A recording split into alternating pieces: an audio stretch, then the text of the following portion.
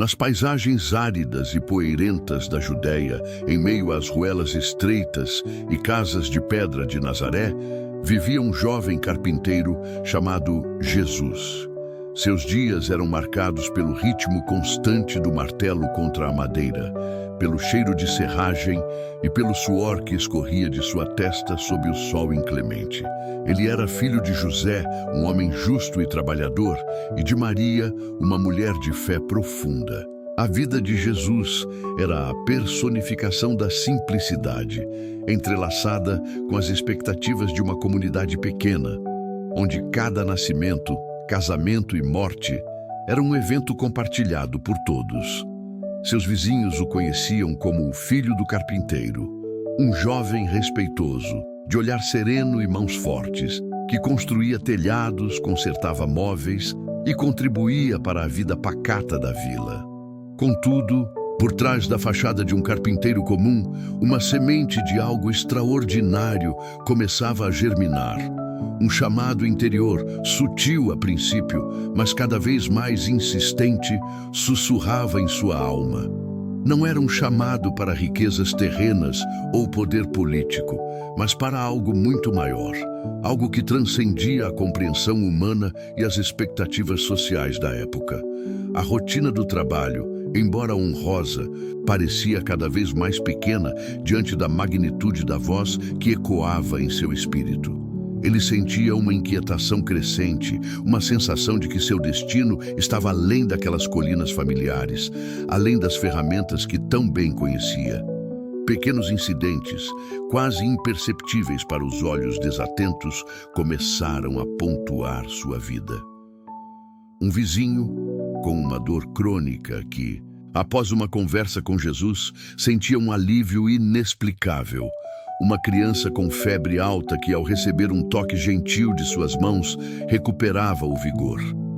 Eram manifestações discretas de um poder que ele próprio mal compreendia, milagres que geravam admiração, mas também um certo estranhamento na comunidade local. As pessoas cochichavam, seus olhares se fixavam nele com uma mistura de reverência e temor. Quem era esse jovem carpinteiro que parecia carregar consigo uma aura diferente? A inquietação de Jesus atingiu um novo patamar quando as notícias de um profeta no deserto da Judéia começaram a se espalhar como fogo. João Batista, um homem selvagem e asceta, pregava um batismo de arrependimento para a remissão dos pecados, preparando o caminho para a vinda de alguém maior. Uma força irresistível impeliu Jesus a deixar sua casa e sua família, a jornada-se para as margens do Rio Jordão. Lá, em meio a uma multidão de penitentes, ele se aproximou de João. O encontro foi carregado de uma energia palpável. João, que inicialmente hesitou, reconheceu a santidade de Jesus e o batizou. Naquele instante, os céus se abriram. Uma voz ressoou, declarando-o Filho amado, e o Espírito Santo desceu sobre ele como uma pomba. Foi um momento de validação inquestionável, a confirmação pública e divina do chamado que ardia em seu peito. Após o batismo, Jesus foi impelido pelo Espírito ao deserto, 40 dias e 40 noites de jejum e solidão, um período de profunda provação.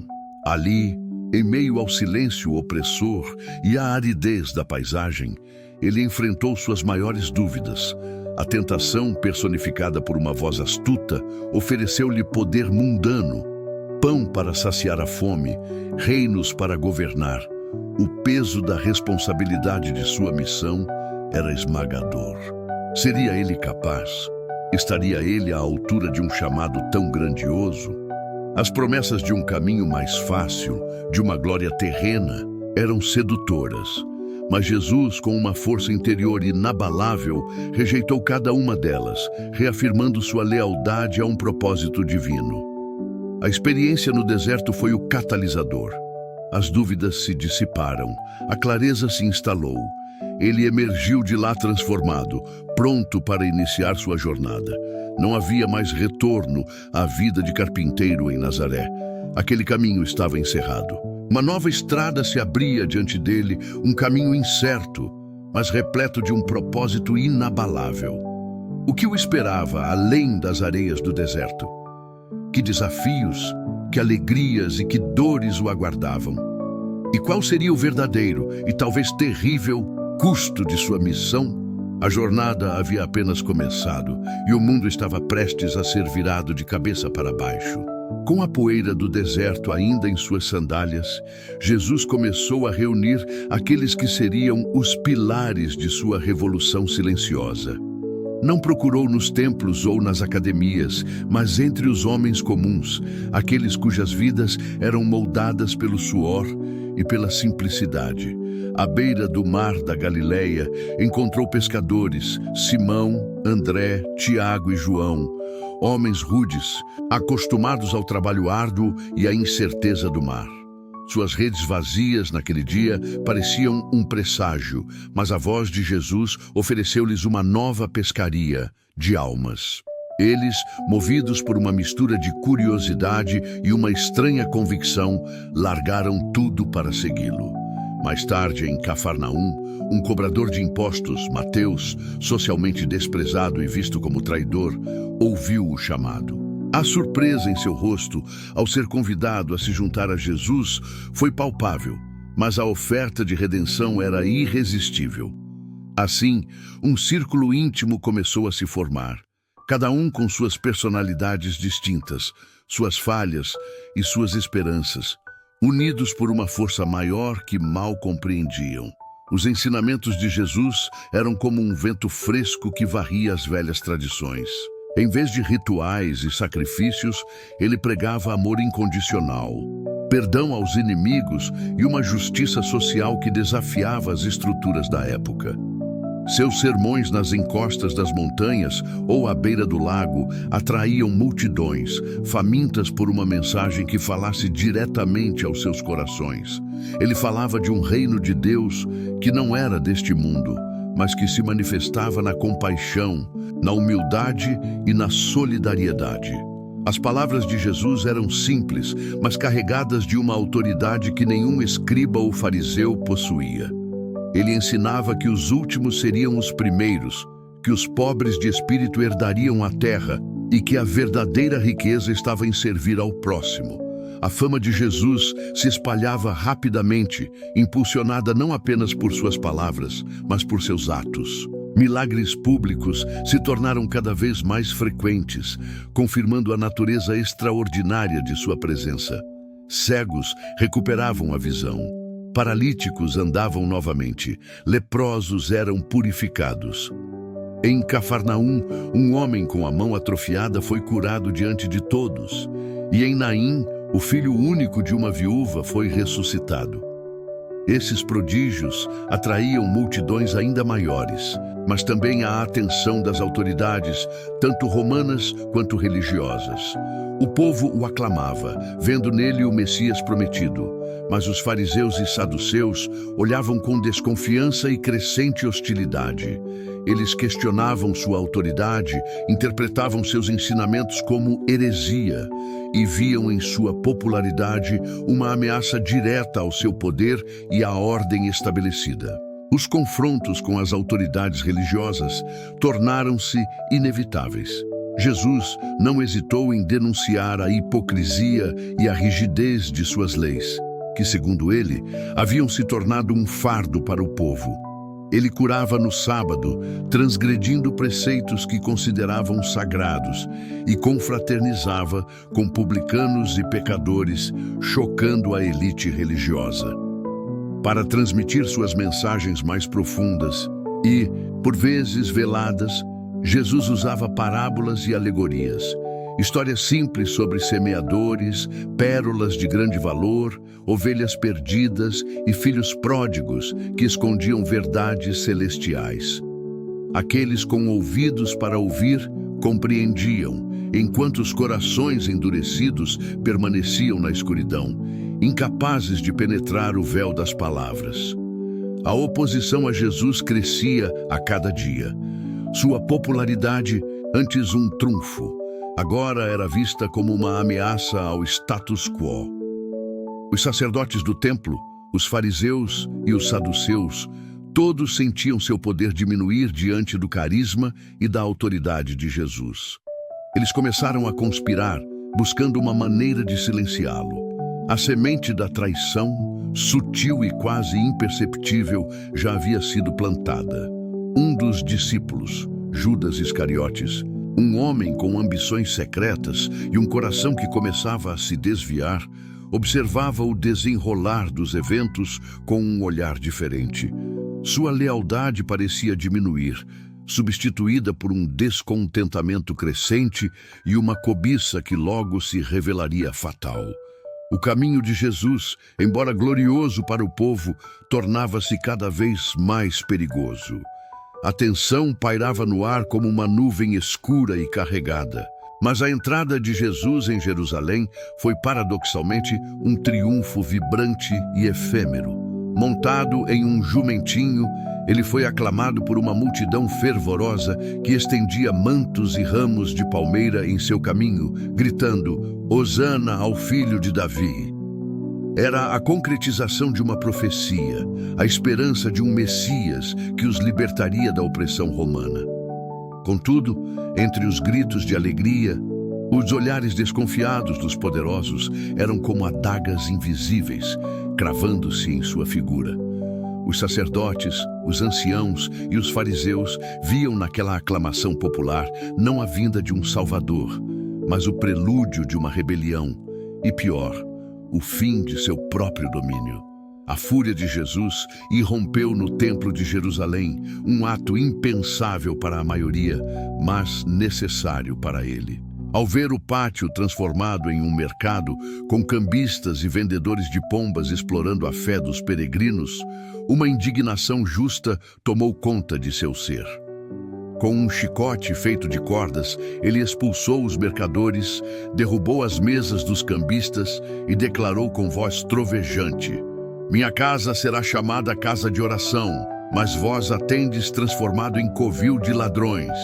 Aquele ato de zelo, de purificação, selou de vez seu destino, intensificando a inimizade das autoridades religiosas e dos poderosos mercadores que viram seus lucros e sua autoridade diretamente desafiados. À medida que a noite se aproximava, um pressentimento sombrio envolvia Jesus. A última ceia, um momento de intimidade e partilha com seus discípulos, tornou-se um adeus velado. Enquanto partia o pão e passava o vinho, ele falou de seu corpo e sangue, de um novo pacto e da traição que se anunciava.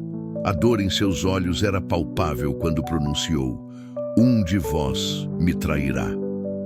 A incredulidade e a tristeza tomaram conta dos discípulos, que se entreolhavam, cada um questionando a si mesmo. Era um momento de revelação, mas também de profunda melancolia. A despedida de um líder que sabia o que o aguardava. O peso da escolha recaíra sobre Judas Iscariotes. Motivado por uma complexa mistura de desilusão com o caminho pacífico de Jesus, ganância pelo dinheiro prometido pelos sacerdotes, ou talvez uma interpretação equivocada de que sua traição forçaria Jesus a manifestar um reino terreno, ele selou seu acordo. 30 moedas de prata. O preço de um escravo foram o pagamento por entregar aquele que chamava de mestre. A semente da ambição, antes sutil, agora florescia em um ato de traição inquestionável, um ponto sem retorno. No jardim do Getsêmani, sob a luz pálida da lua, a agonia de Jesus atingiu seu ápice. Distanciando-se um pouco dos discípulos, ele se lançou ao chão, sua alma perturbada pela iminência do sofrimento e da morte. "Pai, se possível, afasta de mim este cálice", ele orou, a voz embargada pela angústia. Era a luta interna entre a natureza humana e a aceitação da vontade divina, o medo natural diante da dor e a determinação em cumprir sua missão. Suor como gotas de sangue escorria de seu rosto, enquanto os discípulos, exaustos, sucumbiam ao sono. 3 vezes ele orou, e 3 vezes encontrou-os dormindo.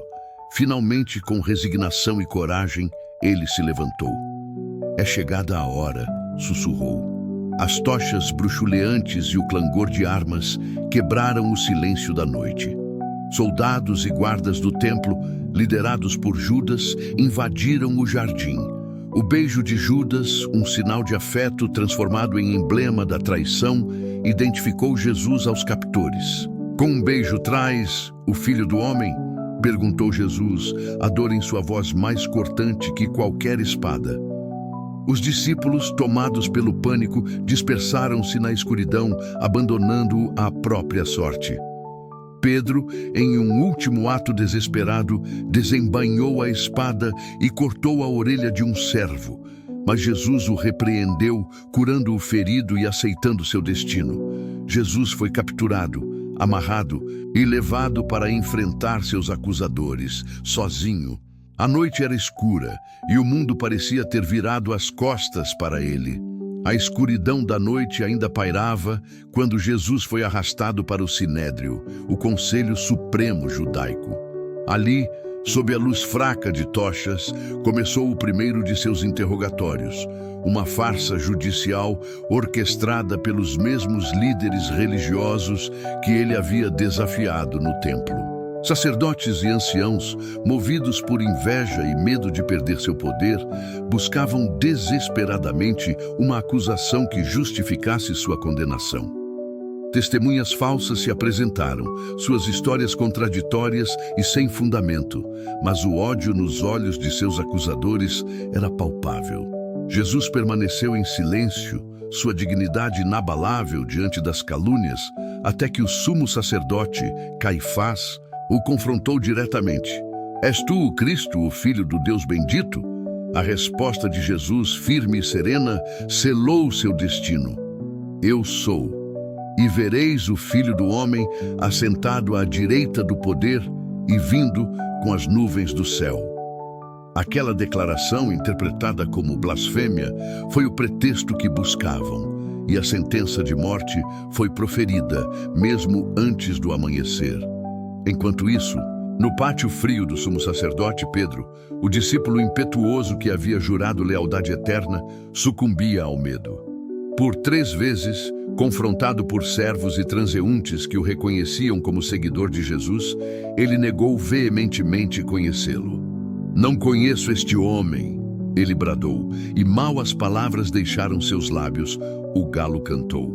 Um olhar de Jesus, vindo de uma janela do palácio, encontrou o de Pedro, e a dor do arrependimento dilacerou a alma do discípulo, que saiu para chorar amargamente. Ao amanhecer, Jesus foi levado a Pôncio Pilatos, o governador romano da Judéia. Pilatos, um homem pragmático e cético, não encontrou culpa alguma em Jesus, reconhecendo que era entregue por inveja. Contudo, temendo uma revolta popular e desejando manter a ordem, decidiu ceder à pressão. Enviou Jesus a Herodes Antipas, tetrarca da Galileia, na esperança de se livrar do problema. Herodes, curioso para ver um milagre, zombou de Jesus, vestiu-o com uma túnica real e o enviou de volta a Pilatos. A pressão sobre Pilatos aumentou. Os líderes religiosos e uma multidão manipulada gritavam por crucificação. Era costume romano soltar um prisioneiro na Páscoa, e Pilatos ofereceu à massa a escolha entre Jesus e Barrabás, um notório assassino. Barrabás! A multidão bramou, influenciada pelos sacerdotes. Pilatos, visivelmente perturbado, lavou as mãos em uma bacia com água, um gesto simbólico de abstenção de culpa, e declarou: sou inocente do sangue deste justo, a responsabilidade é vossa. A sentença estava proferida: crucificação. O caminho do Calvário começou. Jesus, exausto e espancado, carregou sua própria cruz pelas ruas de Jerusalém, sob os olhares curiosos, zombeteiros e entristecidos da multidão. Cada passo era uma agonia, cada açoite nas costas, já em carne viva, uma tortura. Uma coroa de espinhos cruelmente entrelaçada perfurava seu couro cabeludo e o sangue escorria por seu rosto. Mulheres choravam, mas ele as consolava, prevendo a destruição que viria sobre a cidade. Um homem, Simão de Cirene, foi forçado a ajudá-lo a carregar o pesado madeiro. A via dolorosa era um testemunho de sofrimento físico e emocional, a humilhação pública de um homem que só havia pregado amor. No topo do Gólgota, o lugar da caveira, Jesus foi pregado à cruz entre dois criminosos. O sol, antes brilhante, pareceu escurecer. Horas de agonia se seguiram, a respiração dificultada, cada movimento uma dor lancinante. Mesmo assim, suas palavras finais foram de perdão. Pai, perdoa-lhes, pois não sabem o que fazem. Ele prometeu o paraíso a um dos ladrões arrependidos, entregou sua mãe, Maria, aos cuidados de João e, antes de exalar seu último suspiro, clamou: "Está consumado." A terra tremeu, o véu do templo se rasgou de alto a baixo e a escuridão cobriu a terra. Um centurião romano, testemunha ocular de todo o sofrimento e da dignidade daquele homem, balbuciou, tomado por um temor reverente. Verdadeiramente este homem era filho de Deus. Seu sacrifício estava completo. O corpo inerte de Jesus, finalmente baixado da cruz, repousava agora nos braços de seus poucos e fiéis seguidores. José de Arimateia, um membro respeitado do Sinédrio que secretamente acreditava em Jesus, e Nicodemos, que o havia procurado de noite para aprender, tomaram a frente. Com cuidado e reverência, envolveram o corpo em um lençol de linho limpo, misturando óleos e mirra, conforme o costume judaico. A cena era de uma tristeza profunda, um silêncio pesado, quebrado apenas pelos soluços contidos de Maria, a mãe, e Maria Madalena, cujos olhos inchados refletiam a desolação de um mundo que parecia ter perdido sua luz. Eles o levaram para um sepulcro novo, escavado na rocha, que pertencia a José de Arimateia, próximo ao local da crucificação. Era um gesto de dignidade para um homem que havia sido tratado com a mais abjeta humilhação. Rolaram uma grande pedra para selar a entrada, um ponto final físico para uma vida que havia prometido eternidade. A dor dos discípulos era palpável, uma mistura de luto, confusão e um sentimento esmagador de fracasso. As promessas do reino, as curas milagrosas, os ensinamentos revolucionários, tudo parecia ter se desvanecido com o último suspiro de seu mestre. Onde estava o rei que eles esperavam? Onde estava o libertador? Em seus corações, a esperança morrera junto com Jesus. Para as mulheres, contudo, a dor não apagara a fidelidade. Maria Madalena, Maria, mãe de Tiago e Salomé, observavam de longe, seus corações partidos, mas seu amor inabalável. Elas planejavam retornar após o sábado com mais especiarias para ungir o corpo de Jesus de forma mais completa, um último ato de devoção. Aquele sábado foi um dia de silêncio e desesperança para todos que o haviam seguido. Jerusalém continuava sua rotina, alheia à profundidade da tragédia que se abatera sobre aqueles poucos corações. Os discípulos, dispersos e amedrontados, escondiam-se, temendo que o mesmo destino cruel os aguardasse. A fé de Pedro estava estilhaçada. Tomé, cético por natureza, afundava-se em uma escuridão de dúvidas.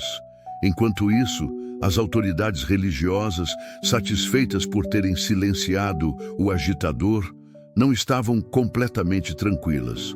Rumores sobre as palavras de Jesus, de que ele ressuscitaria ao terceiro dia, haviam chegado aos seus ouvidos. Para evitar qualquer tipo de farsa ou que os discípulos roubassem o corpo e espalhassem a notícia de uma ressurreição, eles foram a Pilatos. Pediram que o sepulcro fosse guardado. Pilatos, impaciente, concedeu-lhes uma guarda de soldados romanos, e o túmulo foi selado com um selo oficial, com a presença dos soldados para garantir que ninguém se aproximasse. O medo de uma lenda póstuma era real. Na manhã do primeiro dia da semana, um domingo, quando a escuridão da noite ainda se agarrava aos vales próximos a Jerusalém, mas o sol começava a espreitar no horizonte, Maria Madalena e as outras mulheres, carregando seus perfumes, dirigiram-se ao sepulcro. Seus corações estavam pesados e uma pergunta pairava no ar: quem nos removerá a pedra da entrada do sepulcro? Ao chegarem, contudo, uma visão as chocou. A grande pedra, que exigiria a força de vários homens para ser movida, estava rolada para o lado. O selo romano estava quebrado. Um silêncio assustador pairava no ar. Onde estava o corpo? O que havia acontecido? Um anjo, com vestes brancas resplandecentes como relâmpagos, estava sentado sobre a pedra. As mulheres, tomadas por um terror sagrado, mal conseguiam respirar. O sepulcro estava vazio. Seus corações, que momentos antes carregavam o peso do luto, agora se enchiam de um pavor desconhecido e de uma pergunta gritante: onde está o Senhor? O choque era imenso. A incredulidade se misturava com um vislumbre de algo que desafiava toda a lógica e a compreensão humana. As implicações daquela pedra rolada eram vastas e aterrorizantes, mas também, de alguma forma, repletas de uma promessa incompreendida. O anjo, com uma voz que parecia ecoar do próprio céu, acalmou-as, revelando a verdade que viraria o mundo de cabeça para baixo. Ele não está aqui. Ressuscitou como havia dito.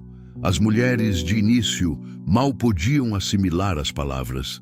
A incredulidade lutava com uma alegria súbita e avassaladora, que rompia a crosta de desespero que as envolvia.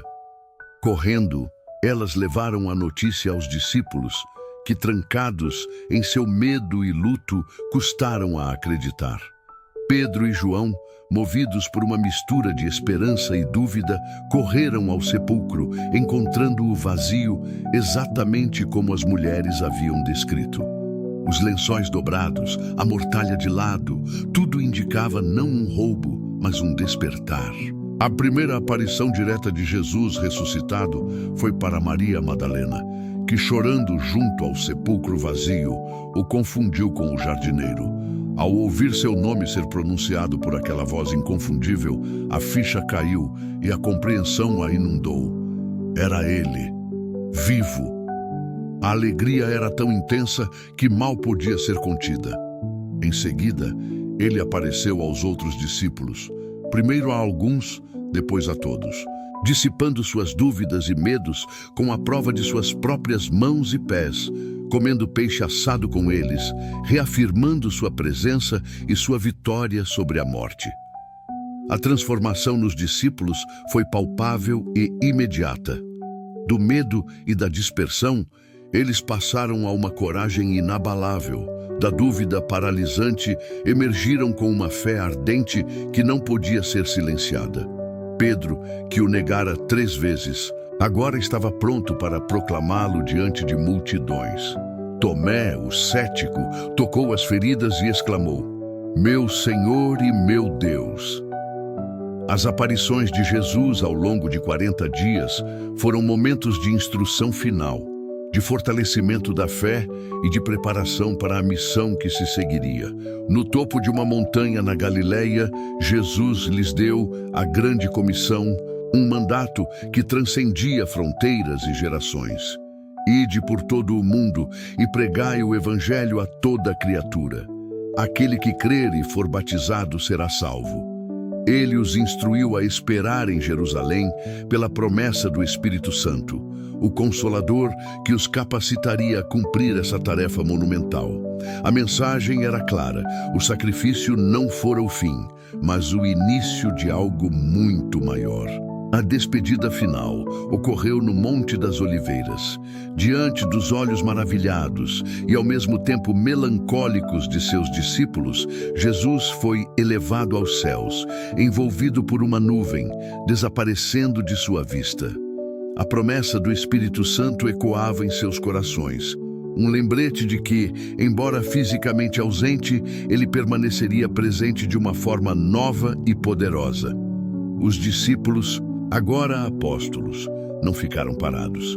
Fortalecidos pela descida do Espírito Santo no Pentecostes, eles se tornaram as primeiras testemunhas de sua ressurreição. A igreja primitiva começou a nascer, pequena e perseguida, mas impulsionada por uma convicção inabalável. Eles pregavam a mensagem de Jesus: amor, perdão, justiça e a promessa da vida eterna, com uma audácia que desafiava a lógica. As comunidades de fé se espalharam primeiro em Jerusalém, depois por toda a Judéia, Samaria e até os confins da terra, como ele havia predito. A superação da morte por Jesus não foi apenas um evento histórico, mas uma verdade transformadora que transcendeu o tempo e as culturas. Sua mensagem de amor e redenção ecoou através dos séculos, transformando vidas, inspirando gerações a buscar um propósito maior e a viver de acordo com princípios de compaixão e serviço. O sacrifício de Jesus na cruz não foi em vão. A morte foi superada pela vida, a escuridão pela luz. A ressurreição não foi apenas uma prova de seu poder divino, mas a garantia da esperança para toda a humanidade. Ela ofereceu um caminho para a eternidade, uma promessa de que, mesmo diante da maior das perdas, a vida sempre triunfa. E assim, o legado de Jesus de Nazaré, o carpinteiro que se tornou o Salvador, continuou a se expandir, um farol de esperança e fé em um mundo em constante busca por significado.